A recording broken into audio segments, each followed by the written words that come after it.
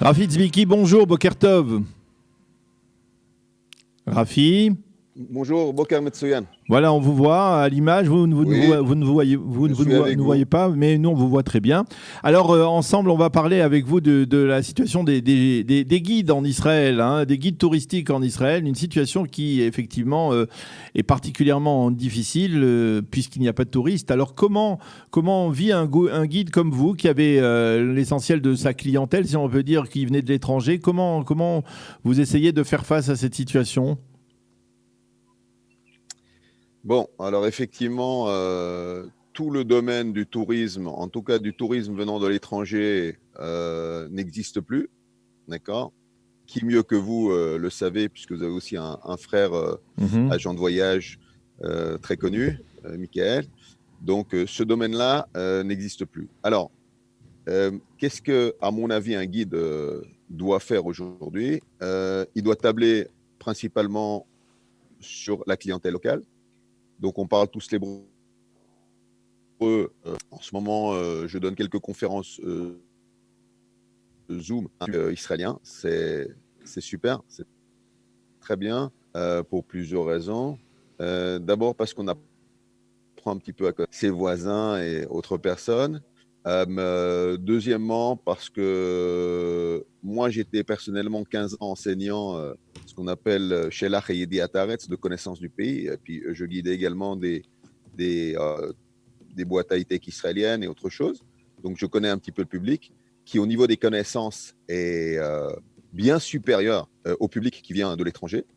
Et ça demande donc toujours une très bonne préparation. De toute façon, il faut toujours Ouais. se mettre à la page, mais je pense que c'est quelque chose de bien.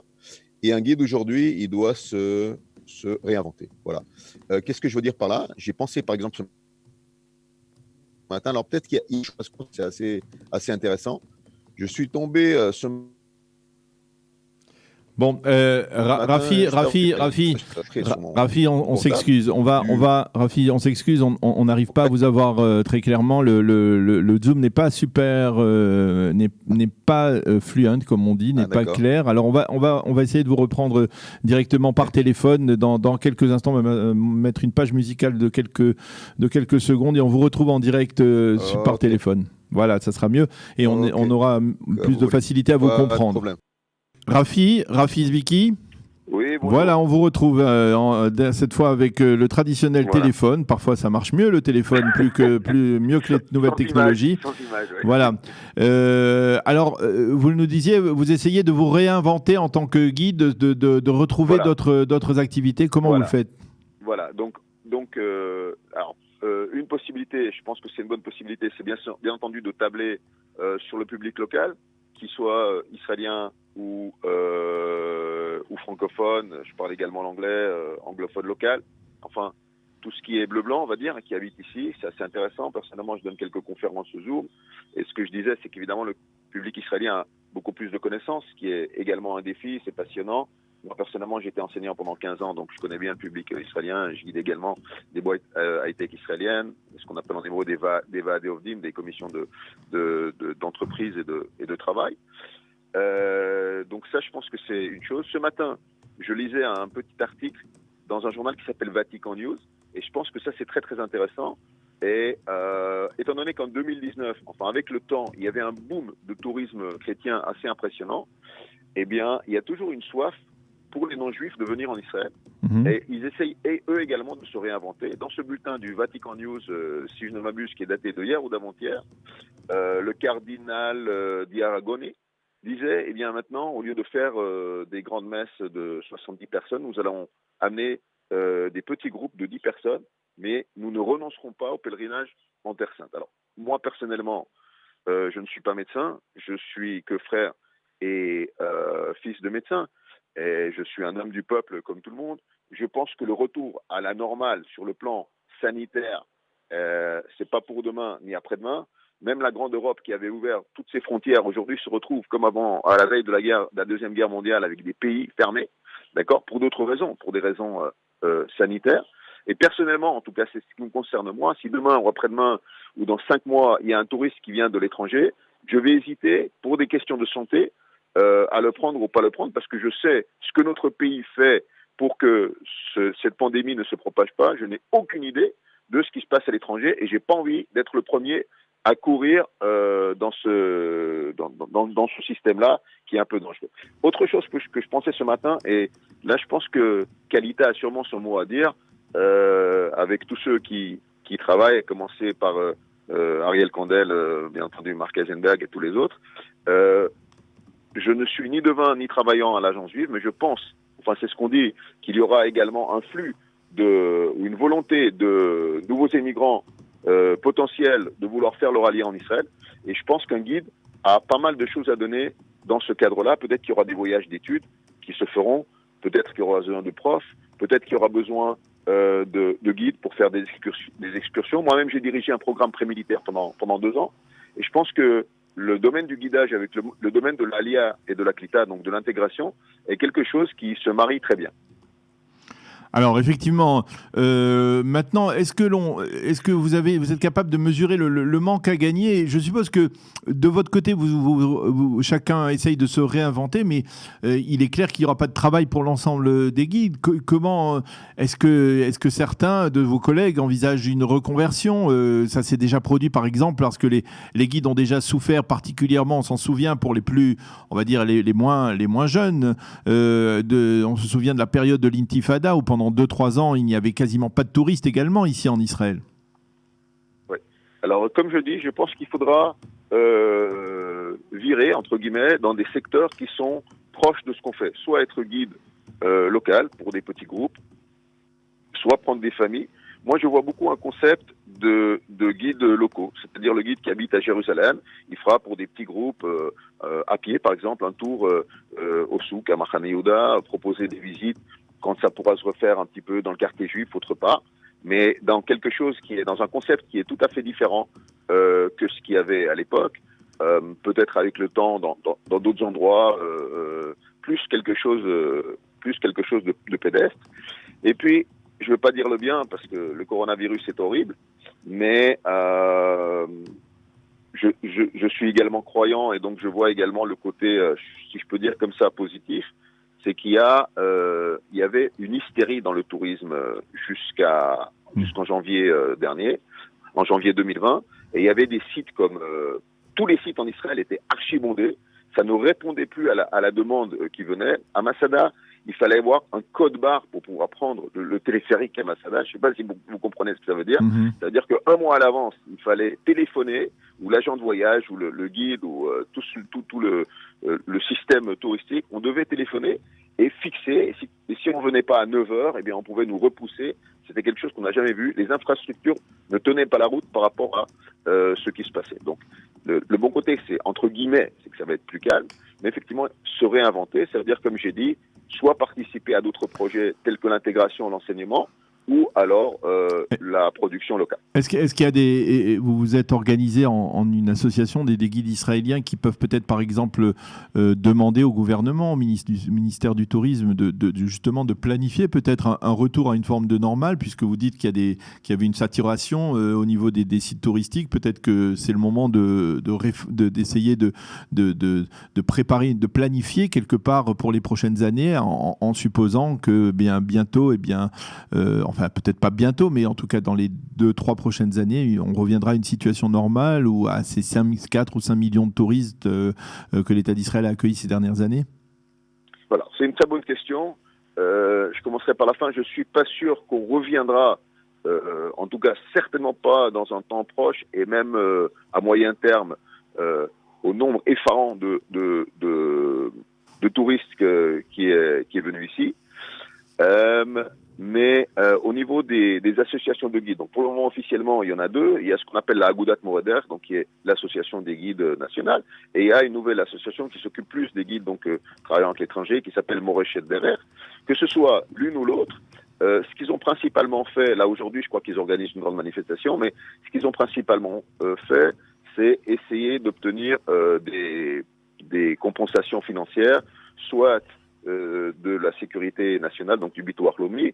Maintenant, Netanyahou l'avait annoncé également de la Reshut Amissim, donc de l'Organisation des impôts nationaux. Et là-dessus, j'aimerais quand même dire quelque chose.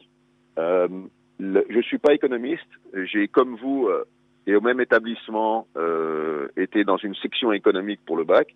Et là s'arrête ma formation économiste, si je peux dire. J'ai étudié études d'Israël, Limoudé Israël, à Bar Ilan et au collège d'Herzog. Mais l'excellente professeure Élise Brézis, que vous avez interviewée 2-3 fois, qui, pour ma part, devrait peut-être devenir ministre des Finances, a dit quelque chose qui, à mon avis, est le b.a.-ba de tout. Elle disait que tout fonctionnaire national ou tout fonctionnaire qui gagne plus de 25 000 shekels devrait donner 20% de sa paye aux secteurs qui sont, excusez-moi le terme, morts, donc qui n'existent plus.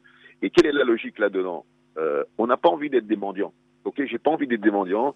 Et puis si on nous jette 4-5 000 shekels, ou alors même les guides qui ont des voitures, ce qu'on appelle des rechev eshkol, des voitures de tourisme pour des questions bureaucratiques, n'ont aucun droit. Les guides qui ont plus de 67 ans mais qui n'ont pas de retraite et qui doivent continuer à travailler n'ont aucun droit. Et il est plus que logique qu'un guide comme moi et mes collègues qui avons donné à cet État finalement ce qu'il faut donner, on travaille. Il y a 3 ministères qui doivent s'occuper de ce qu'on appelle la hasbara, la communication, qui font leur travail qu'à moitié pour être gentils, parce que je pense que les vrais masbiranim, donc ceux qui expliquent vraiment la situation sur le terrain, c'est nous. Personne ne nous le demande, et c'est nous qui cherchons la clientèle, et c'est nous qui faisons le travail. Donc, on fait le travail de hasbara, et personnellement, j'ai servi 30 ans en Milouim, en service de réserve dans l'armée israélienne. Je suis pas le seul, il y en a plein qui ont fait comme ça. J'étais officier pendant quelques bonnes années au porte-parole là. Nous avons payé nos impôts comme doit le faire un citoyen selon la loi. Et aujourd'hui, j'aime pas dire ce mot-là parce que j'ai horreur de dire ça. Je suis jamais, depuis que j'ai fait mon alia il y a 39 ans de cela, j'ai jamais parlé de cela. Mais aujourd'hui, comme on dit en hébreu, Magi Alanu. Aujourd'hui, il y a quelque chose qui nous revient et on ne doit pas mendier ceci. Mais comme notre dignité dépend également du travail, pas seulement sur le plan financier, mais parce qu'on veut donner quelque chose aux autres et faire quelque chose de nous-mêmes, alors je pense, comme j'ai dit, que ces 3 secteurs qui sont l'intégration, l'enseignement et le tourisme national seront sans doute les solutions d'aujourd'hui et de demain jusqu'à peut-être 2022 ou 2023 en tout cas, pour nous les guides. On l'a bien compris, on a bien entendu, on va dire, l'émotion et ce cri du cœur qui jaillit de votre gorge en cette période extrêmement difficile. Et je voudrais terminer avec vous peut-être sur une note encore un peu plus personnelle, puisque on a appris hier la disparition du Rav Nachum Rabinovitch, qui était le Rosh Yeshiva de la Yeshiva de Ma'ale Adumim, une personnalité très connue dans le monde sioniste religieux. Et vous avez été son élève. Alors, qui était-il? Donnez-nous. On reviendra demain probablement avec un autre invité sur cette personnalité très, très particulière du Rav Rabinovitch, mais vous l'avez bien connu. Racontez-nous, ne serait-ce qu'une anecdote qui puisse résumer sa personnalité. Alors regardez, nous avons étudié dans le même établissement au lycée, chez le Rav Bochko à Montreux, et suite à cela, donc comme beaucoup d'entre nous, j'ai décidé de faire une yeshiva, ce qu'on appelle un programme Yeshiva Tesder qui combine Yeshiva et armée. Voilà, personnellement, j'ai fait une de Yeshiva, et puis la Yeshiva de Ma'ale Adumim, qui était en fait pas à l'époque à Ma'ale Adumim, mais à Mishor Adumim. Ma'ale Adumim n'existait pas encore. En 81, 82, ça n'existait pas. Et me plaisait beaucoup d'abord parce que c'était familier et petit, donc ça me rappelait beaucoup la Yeshiva de Montreux. Et puis, alors avant que je vous parle du Rabinovitch, je vais vous raconter comment moi je suis rentré dans la Yeshiva de Ma'ale Adumim. Après, je vous parlerai rapidement, on n'a pas beaucoup de temps. Rapidement. Alors, puisqu'on m'avait posé la question du rabbin Rabinovitch, on va commencer par la fin. Moi, quand je suis arrivé, le rabbin Rabinovitch n'y était pas, c'était le Rav Sabato. Le Rav Chaim Sabato, pour la petite anecdote, m'a dit que la Yeshiva est pleine. Et quand je lui ai dit, si c'est comme ça, il y a des chances que je repars à l'étranger. En fait, c'est pas ce que je voulais, évidemment, mais je lui ai dit ça peut-être pour lui faire peur un petit peu. Il m'a amené dans sa chambre, il a enlevé son drap et il m'a donné son matelas. Et donc ça, c'est le Rav Chaim Sabato qui était extraordinaire. Et le Rav Sabato a dit, je n'ai que 29 ans, je suis célibataire, je suis obligé d'avoir une sommité dans ma yeshiva. Et le Rav Rabinovitch a demandé à ce qu'il ne devienne pas Rosh Yeshiva. Il voulait en fait enseigner. Il voulait enseigner. Son fils, dans l'éloge funèbre, a dit hier que dans la communauté qu'il dirigeait à Manchester, il s'asseyait sur une chaise en plastique Et il était d'une humilité que nous avons également connue à Montreux.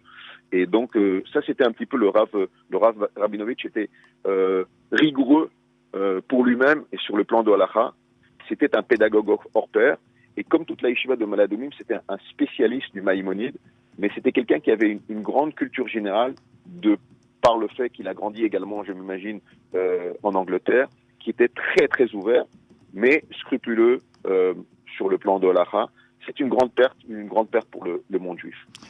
Eh bien, Rafi Idviki, merci beaucoup d'avoir été avec nous ce matin, donc pour nous parler donc des difficultés des guides touristiques en Israël inhérentes à la crise du coronavirus et pour nous donner donc un bref et vibrant hommage à la mémoire de celui qui a été votre maître, le Rav Rabinovitch. Merci d'avoir été avec nous ce matin et bonne journée. Merci à vous et bonne journée à tous les auditeurs.